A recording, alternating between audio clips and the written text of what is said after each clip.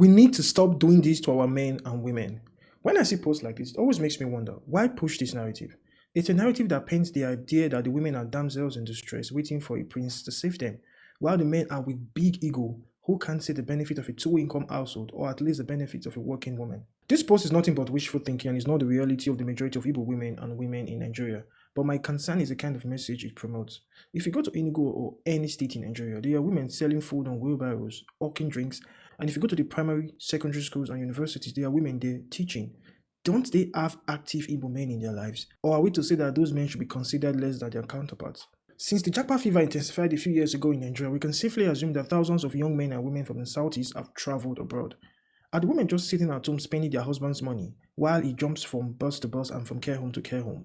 We know the answer is no. These women work just as much as the men do. In some cases, these women are even the breadwinners while their husbands are in school.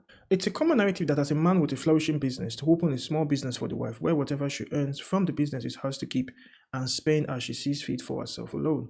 Oftentimes, these businesses are sustained by constant financing from the husband, and these prideful men actually think it is okay. It's my sworn duty that she never knows any kind of difficulty in life.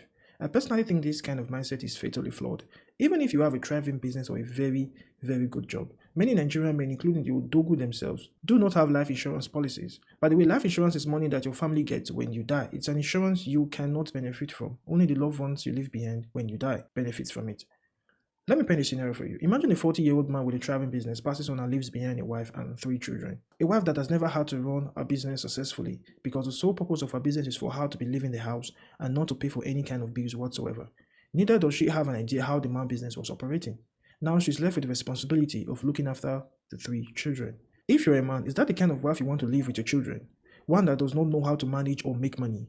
She will sell your properties just to keep the light on. And when other men come knocking, she will not be strong enough to not allow horrible men that will treat your children poorly to become a partner because he's rich and can pay your bills. I guess what I'm trying to say is that in as much as we love to make posts like this and glorify posts like this, it is not the reality of the majority of women in the Southeast and in Nigeria. The woman I purchased rice from the market is a very, very nice Igbo woman who wants to shop with her husband. I would argue that she's even a more committed partner to the business. With the ever worsening economic conditions, the case for a two-income household has never been stronger. I think we should stop promoting narratives like this that makes our women look like gold diggers and our men prideful. The truth is, an average Nigerian woman would love to work hard and support her husband so they can build a better life together for their children. And yes, it is true that they like being bought nice things and shown a good time, just like every other woman on earth. But if given the opportunity, they would love to work hard and do the same for their husbands and their children. See you in the next one.